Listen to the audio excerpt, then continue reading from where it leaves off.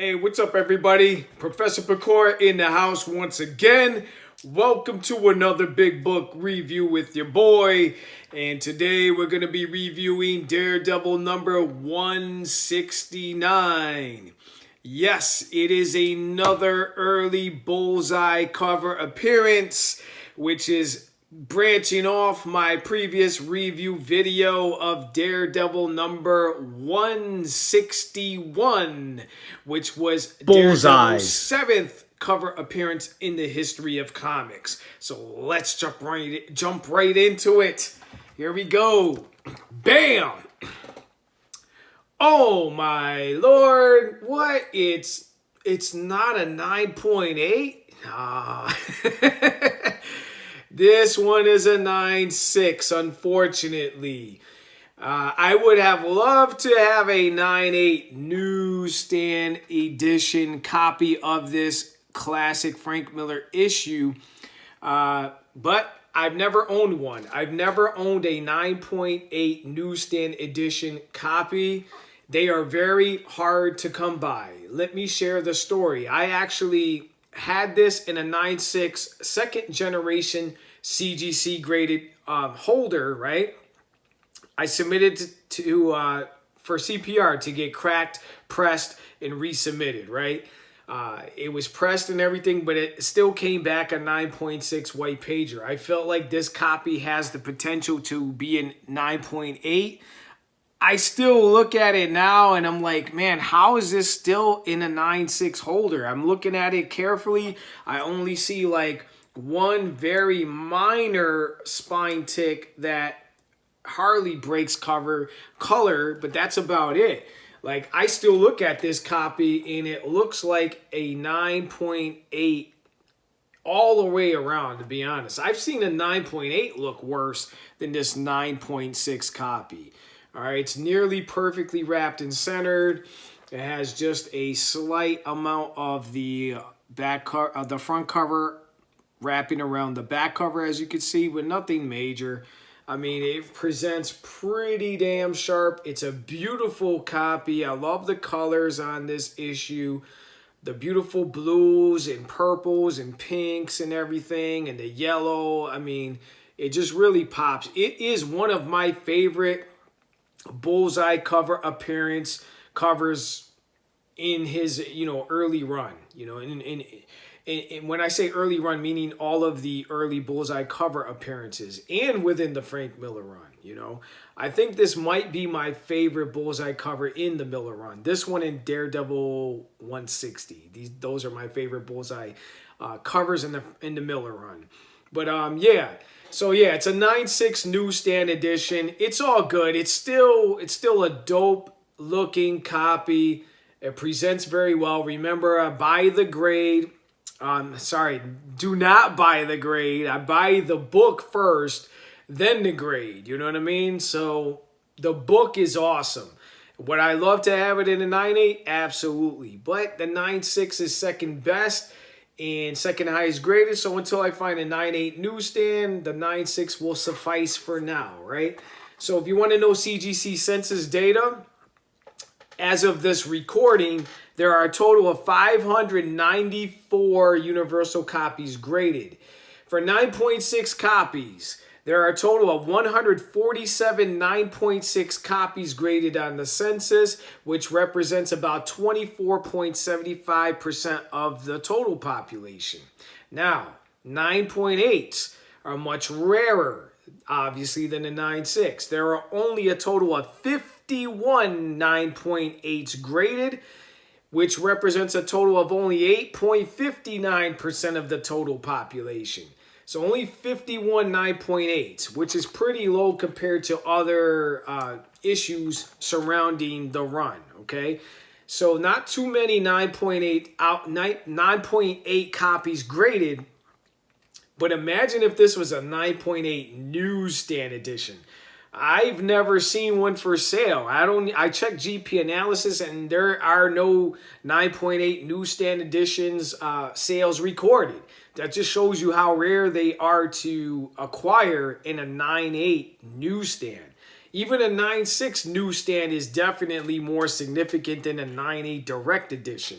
You don't see too many of these as opposed to the direct editions, which, you know, have like the artwork on the bottom. I think they do. I'm trying to remember. Do they got artwork on the bottom? I think they do. I don't know. I got to go look at a direct edition. Whatever. But we know this is a newsie based on the UPC barcode. And we got to love the new newsstand edition holders, which actually represent or recognize the newsstand edition variant. It's awesome. You know what I mean? Let's talk about the classic Frank Miller cover art on Daredevil number 169. All right. It is awesome because if you look closely, it's like, man, what's going on here? What's going on with this cover? It looks like there's, you know, I see Daredevil. Did he kill Daredevil? Could this be Daredevil? But then if you look closely, well, hold up, that's a female. Who is that? Is that Elektra? It has Daredevil on it. They're all in Daredevil costumes. What the hell's going on with this cover, right? Let me help you out here. So basically in the story, Bullseye has a tumor in his brain. And apparently, Bullseye starts hallucinating, and everybody that crosses his path, he thinks he's seeing Daredevil. So because he thinks he's seeing a bunch of Daredevils, he starts killing them all. Hence the cover. You see all these people costumed in Daredevil suits, and they're all dead. And you gotta love Frank Miller in the caption. You know what I'm saying? Right here. It's like, it says right here, his name is Bullseye, and he'll keep killing them all till they're all dead. Badass cover. So there you go. There you have the history behind this cover, why you see all these people dead around him. And it's kind of like, if you look at it carefully, it's like, it almost looks like an eyeball. I don't know if you noticed that. If you look at it closely, it's like a big eye. And then if you look at the dark, it looks like almost like an eyebrow or whatever. And the outer perimeter, it kind of looks like it could be like an eyeball. Bull's eye, right? And then if you also look at this, it's a spotlight, you know what I mean? And it's, you know, a circle, which symbolizes, you know, a bullseye, you know, and hence the bullseye on his forehead. I mean, it's just a dope-ass cover, you know what I mean? When you look at it in that way, it's like you start to appreciate it even more when you really look at the details.